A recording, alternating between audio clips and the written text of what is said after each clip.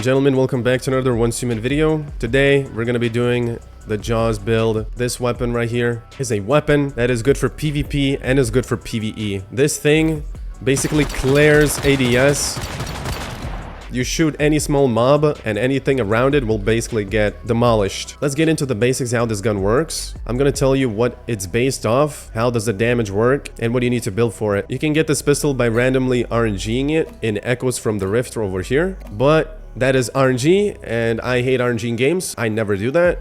Up to you if you want to do that. It's all your luck. The easiest way to get this gun is press G in Blueprint Shop and just buy it from the Blueprint Shop. To use this gun properly, you will need a key gear blueprint, which is the status blueprint over here, the vulture top. You will need this to use Jaws. After triggering Unstable Bomber, crit rate plus 35% for 3 seconds. On calibration, you need crit rate 2 times as well. If I press C right now in my inventory, you see I have over 40% crit rate almost. And the reason why we need crit so much for this gun is because if you go to a mod on your main gun, for every 1% crit rate, Unstable Bomber damage 0.5%. All the crit rate that you have and you're using for this gun, it will be turned into Unstable Bomber damage, which is... it's not actually blast damage bonus, it's Unstable Bomber damage, which is this right here. Don't get confused by these two. These are two different things. Blast and Unstable Bomber. They are the same damage, but they're two different things. They both give you blast damage or Unstable Bomber damage, the thing that you see that explodes right here. This is Unstable Bomber damage and blast damage. Let's go to blueprints and right click on your gun. Let's scroll down a little bit, click X on here. Here you can see what Unstable Bomber is. It's instant damage and it's AoE damage, area of effect. Trigger 1 status damage blast of 100% PSI intensity after 0.1 seconds with a blast radius of 1.5 meters. The damage decays over the explosion distance down to a minimum of 50%. The additional damage is blast element, cannot crit, cannot strike weak spots, and will not decay with distance. So let me explain you now how this works. It takes the damage based off your PSI intensity, which is written over here. We have 855. 100% of this, our damage would be 855. That 855 we multiplied with 56.4% status damage bonus. The Unstable Bomber damage bonus, we also multiply that. And then the final damage we have, which is the blast damage bonus over here. As we saw previously, the additional damage is blast element, cannot crit, cannot strike weak spots, and will not decay with distance. That's why I said it was separate. I'm not gonna explain how it's calculated, but all you need to know that blast damage bonus gives you more damage to your bombs or Unstable Bomber damage. The more blast damage bonus you have, the more damage you're gonna do. That's how it is, so you'll need that. As for the crit rate now, crit rate is very important because again, it turns crit rate into your Unstable Bomber damage bonus, which is here. So you will need a lot of crit rate on this weapon. Let's test our damage right now. Now I'm gonna test my damage.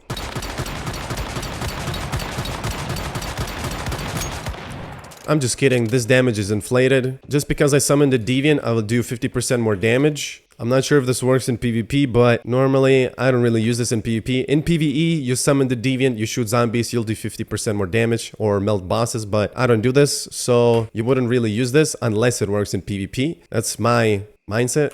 Normally I would use just something like this to get damage reduction after rolling. Let's actually cover the cradle now though. You will need the handgun enhancement for 20% damage. You'll need sprint for more movement speed, and you'll need status enhancement after hitting a weak spot, status damage plus 25% for 3 seconds. Up to your choice what you want to use. If you want to use this, reduces cooldown of healing items. Tactical combo is weapon damage plus 25% for 4 seconds after switching weapons or reloading. And you will need first round blast after reloading, instant damage, power surge, and Unstable Bomber plus 25% for 4 seconds. And lastly is damage from humans minus 20%, effect halved after defeating a human player. These are the cradle buffs. Now let's do the damage test without any inflation.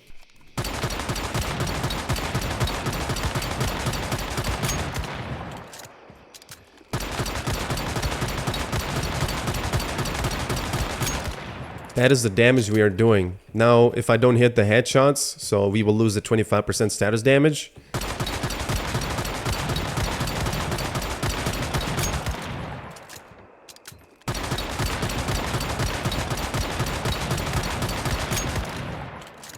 There you go. That's the damage we're doing. Just hitting one headshot will give you that 25% status damage boost. You can actually check if you get that 25% in your inventory by pressing C. So I have 58 right now. Let's hit a weak spot and You can see right off the bat, we are on 83 right now, and it just goes down again. So the cradle buff definitely works because 58 plus 25 is 83. The attachments we're using for Jaws is muzzle, small compensator. It's up to you really what you use. You just use something that removes recoil, because if you spam this gun, you will need a little bit of recoil reduce. That thing kicks like a horse. You would need range as well for this gun, but I mean, it doesn't really matter. Mostly you would need recoil. This right here is a little bit balanced between accuracy and stability. If you use this one, you get a lot of recoil reduced, but the accuracy just suffers. As for the optic, this is the best sight, hands down. It gives you aiming speed, stability. That's all you want. Laser sight, it is the best. It gives you accuracy. You could be using these mods here that give you less recoil, but you sacrifice accuracy for that. So this would be ideal. You also get aiming speed. This would be the best. Magazine, you want to get the highest one, which gives you the highest magazine capacity, and you'll lose a little bit of stability. You can also use the purple mag if you want, but 4 bullets loss, you know. When farming, you can use tungsten pistol ammo or steel ammo. For this testing, I'm using tungsten pistol ammo. I can now use tungsten pistol ammo to show you the damage for this gun, and that's the damage.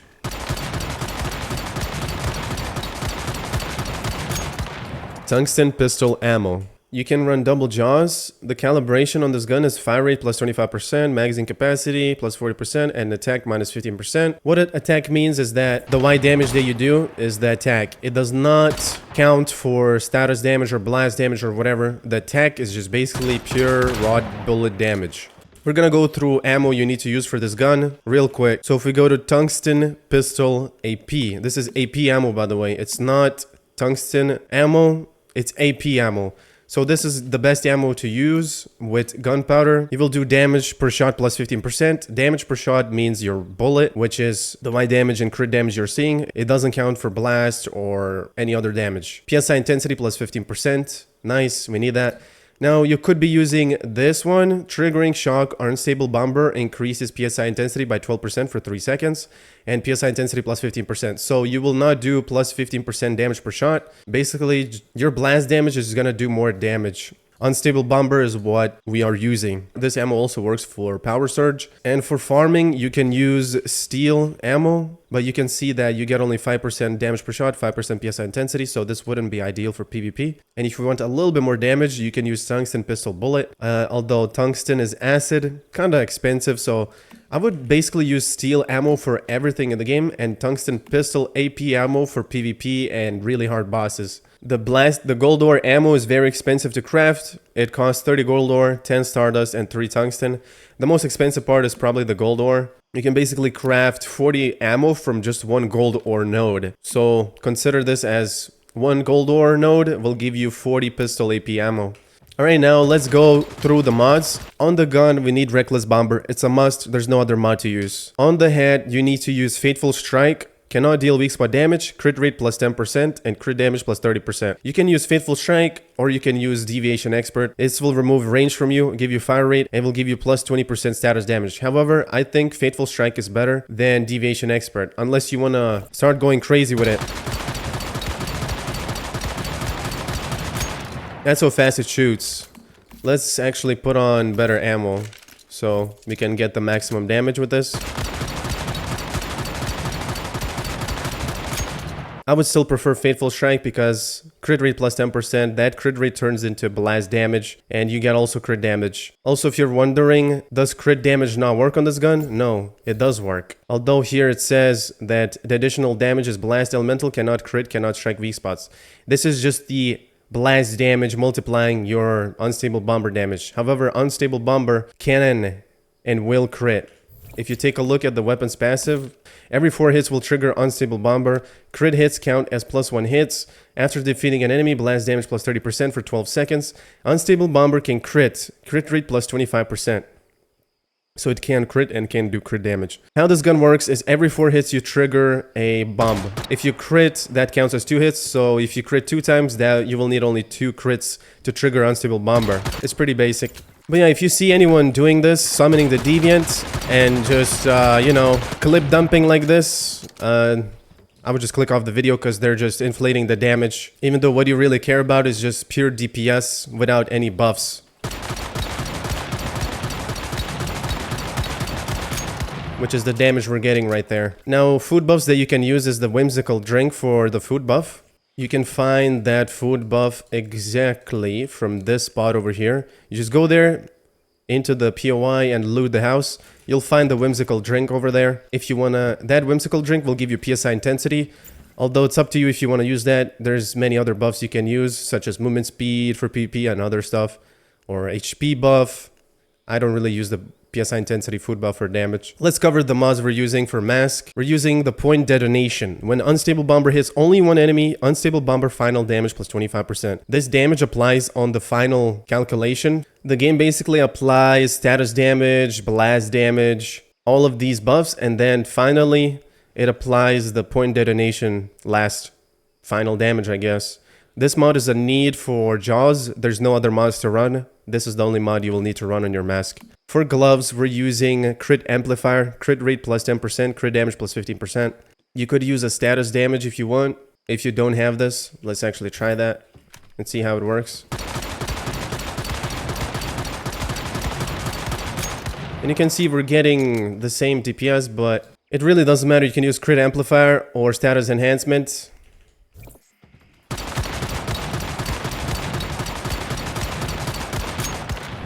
I low-key don't see the difference. We got 100k with the status one.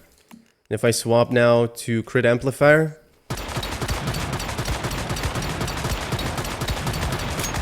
you can see we get way less damage. So it's up to you what you use, status enhancement or crit amplifier. Test the damage yourself and see what gives you the best results. For boots, we need covered advance. It's good. Or you can use slow and steady. This is really good and this is also really good. Up to you what you use or what you have available. For the top, we're using basically damage, flame resonance, status damage plus 12%. You can also use defense mods like these, but we're going with status damage. For the pants, we're using Deadshot. Each crit hit by non-melee weapons grants plus 5% crit damage, up to 45%. The effect is removed upon the next reload.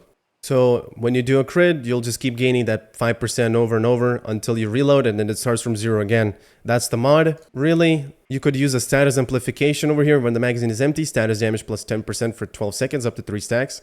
You can use this, but you would need to fully empty your mag to make this mod work. So you couldn't reload on 10 bullets or 1 bullet. You have to reload on 0 bullets to make this mod work. It could be good, but this is probably only for PvE and not PvP.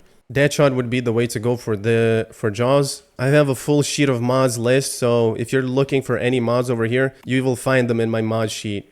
Alright, and now for the armor we're using a shelter or hat, status damage reduction by 15%, and the second part gives you plus 8% elemental damage, which is blast in this case. It works for any elemental weapon though, so it doesn't really matter. As for the scout mask, 10% HP, falcon gloves for rolling stamina cost minus 20%, and crit damage plus 12% if we're wearing 2 parts. Although you could replace this with heavy armor, which is in this case this armor right here, heavy duty, max HP plus 10% and element damage plus 8%.